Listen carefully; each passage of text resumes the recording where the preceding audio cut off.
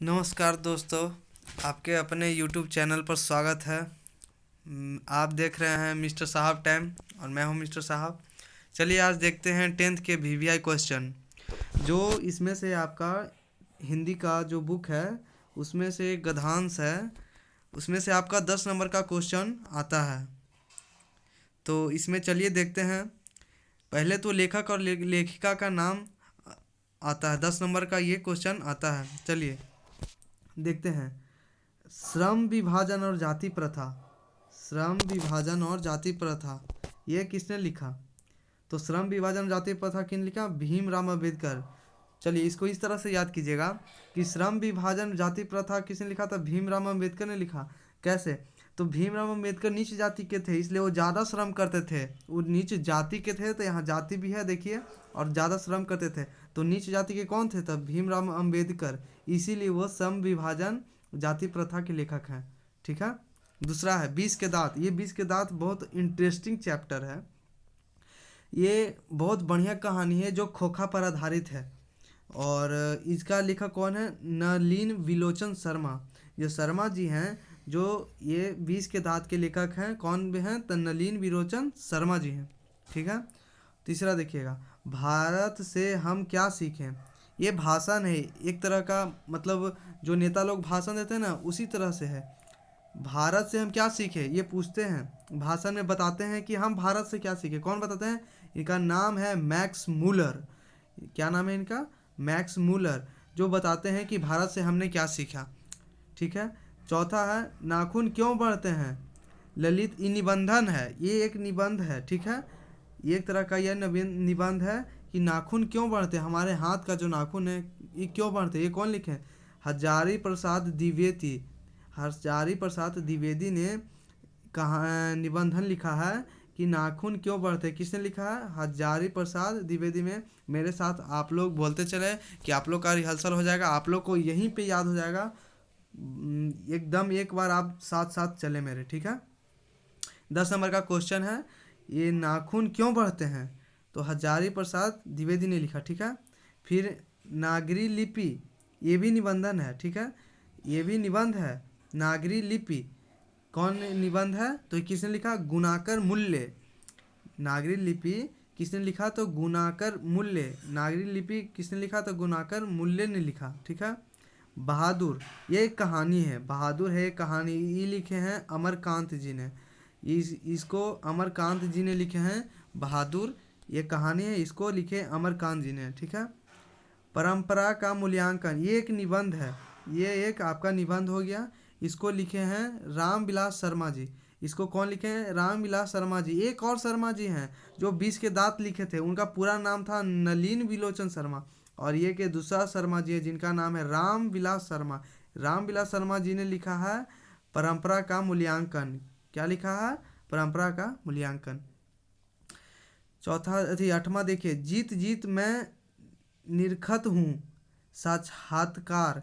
जीत जीत मैं निरखत हूँ साक्षात्कार, यह किसने लिखा है? ये पंडित बिरजू महाराज जी ने लिखा है कि जीत जीत मैं निरखत हूँ, मतलब कि मैं आदमी जब जब जीतता है तो खुशी से खिलखिला उठता है, निरखता है। उसी को इन्होंने बताया है पंडित महाराज, पंडित बिरजू महाराज ने जीत जीत मैं निरखत हूँ। ठीक है। 9वां देखिएगा, आवियन आवियनो आवियनो का ललित रचना है। ये एक प्रकार का रचना है। आविनयो एक प्रकार का रचना है। इसे अशोक वाजपेयी ने लिखा है। इसे अशोक वाजपेयी ने लिखा है। इसे किसने लिखा है? अशोक वाजपेयी ने लिखा है। 10वां देखिएगा, मछली। मछली का कहानी है, इसको विनोद कुमार शुक्ल ने लिखा है। मछली जो है एक कहानी है, इसको विनोद कुमार शुक्ल ने लिखा है। मछली एक कहानी है, इसे कौन लिखा है? विनोद कुमार शुक्ल ने लिखा है। ठीक है। उसके बाद देखिए 11 में देखिएगा कि नौबत खाने में इबादत। ये व्यक्ति चरित्र है। ये व्यक्ति का कैसा चरित्र होता है इसके बारे में बताया गया है कि व्यक्ति का कैसा चरित्र होता है, इसके बारे में बताया गया है। नौबत खाने में इबादत व्यक्ति चरित्र है, जिसको कौन लिखा है? यतीन्द्र मिश्र जी। यतीन्द्र मिश्र जी ने बताया है कि नौबत खाने में इबादत, इन्होंने ये लिखा है। यतीन्द्र मिश्र ने शिक्षा और संस्कृति, इस शिक्षा शास्त्र है, एक तरह का इस शिक्षा के बारे में बतलाया गया है, महात्मा गांधी जी ने बताया है। तो महात्मा गांधी जी शिक्षा के और संस्कृति, शिक्षा और संस्कृति महात्मा जी में वैसे भी आप लोग जानते हैं, हम लोग सब जानते हैं कि उन्होंने देश आज़ाद कराया। उनके अंदर शिक्षित भावना बहुत अच्छा था और वो काफ़ी शिक्षित थे, उनके पास अच्छा नॉलेज था। उन्हीं की वजह से आज हम लोग देश आज़ाद है, हमारा देश आज़ाद है। तो शिक्षा किन के वजह से, शिक्षा किन में ज़्यादा था, मतलब शिक्षित एक नंबर बेहतर शिक्षित कौन थे, तो महात्मा गांधी जी शिक्षित हैं। इसीलिए महात्मा गांधी ने शिक्षा और संस्कृति शिक्षा शास्त्र है जो इन्होंने लिखा है। अब देखिए काव्य खंड में अब चलते हैं, ये तो हमारा गद्यांश हो गया। अब काव्य खंड में चलते हैं। काव्य खंड में देखिएगा तो काव्य खंड में राम बिनु बिरथे जगी जन्मा, जो नर दुख में दुख नाही माने, ये गुरु नानक जी ने लिखा है।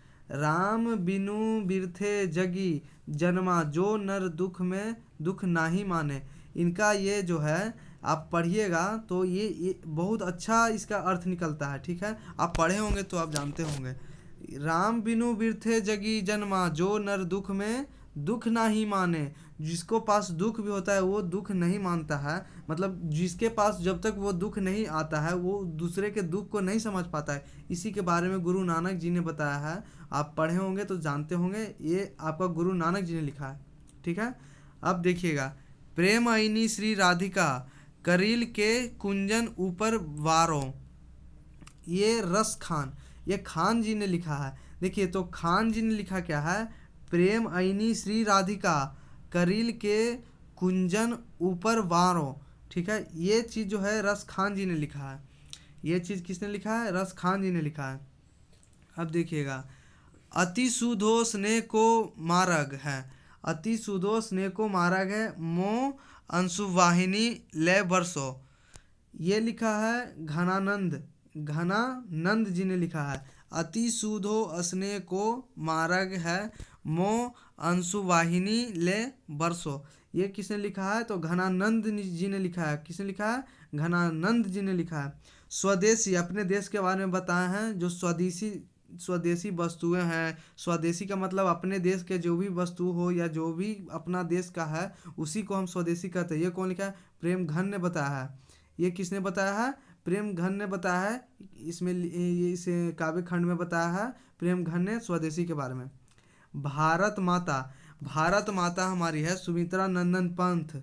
भारत माता, देखिए भारत माता लगा हुआ है तो भारत माता का मतलब माता हुआ, और सुमित्रा नंदन पंत हो जे थे, जे किन्हीं की माता तो थे ना, सुमित्रा नंदन पंत थे वो किन्हीं की माता थे।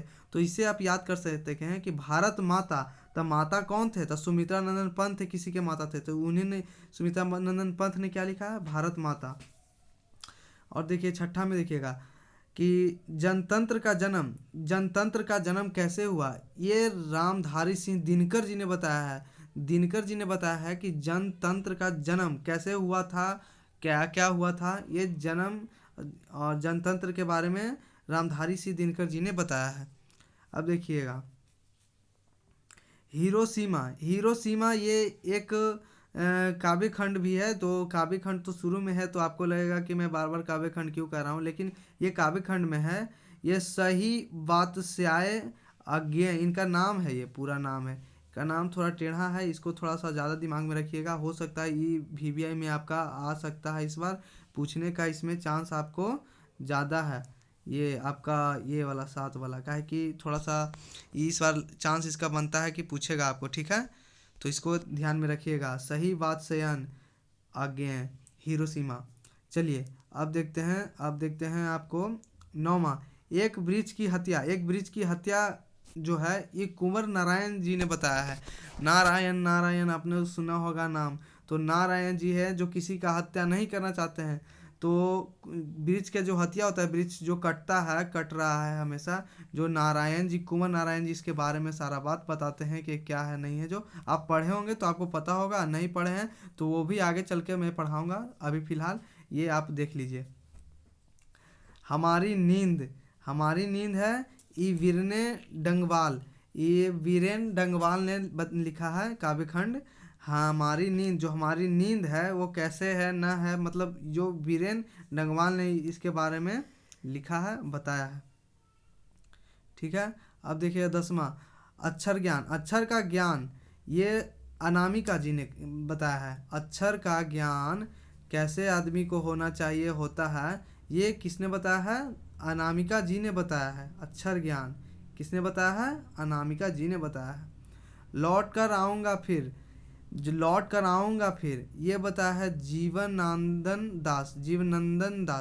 जीवनानंदन दास ने बताया है लौट कर आऊँगा फिर। ये एक काव्य खंड है और आप इसे पढ़े होंगे तो आपको कहानी का, ये बहुत अच्छा कहानी है, लौट कर आऊँगा फिर, बहुत बहुत अच्छा है, आप एक बार पढ़िए तो बहुत अच्छा लगेगा आपको। ठीक है।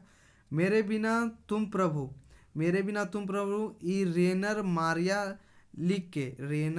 लिख के ने इसको काव्य खंड में लिखा है कि मेरे बिना तुम प्रभु, इसको बताया है। तो ये आपका था लेखक और लेखिका का क्या, लेखक ने क्या लिखा और क्या काव्य खंड था, क्या गद्यांश था, वो एक तरह का आपका ये कहानी था।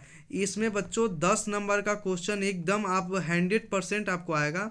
ये 10 नंबर का हमेशा आता है, आज नया नहीं है, हमेशा। अगर ये आप मात्र इतना याद कर लीजिएगा तो आपका इसमें से समझिए कि 10 नंबर मुट्ठी में है। बस आपको कुछ नहीं, थोड़ा सा ध्यान देना है तो आपको ये बहुत बहुत बहुत बढ़िया ढंग से आपको 10 नंबर कवर हो जाएगा। तो ठीक है दोस्तों, तो अगर आपको अच्छा लगा हो तो चैनल को सब्सक्राइब कर दीजिएगा, लाइक कर दीजिएगा और शेयर कीजिएगा ताकि ज़्यादा से ज़्यादा बच्चों को समझ में आए और पढ़ें। और मैं आप लोग के लिए एक VVI क्वेश्चन सेट चलाने वाला हूँ, जो रिकॉर्डेड वीडियो रहेगा, आप लोग उससे भी सेट मार सकते हैं पर डे एग्ज़ाम तक, और आपका ऑब्जेक्टिव उसमें अच्छा, मतलब तैयारी ऑब्जेक्टिव का हो जाएगा। अब वही क्वेश्चन रहेगा जो आपको एग्ज़ाम में पूछने वाला है, एकदम उसी प्रकार का क्वेश्चन रहेगा।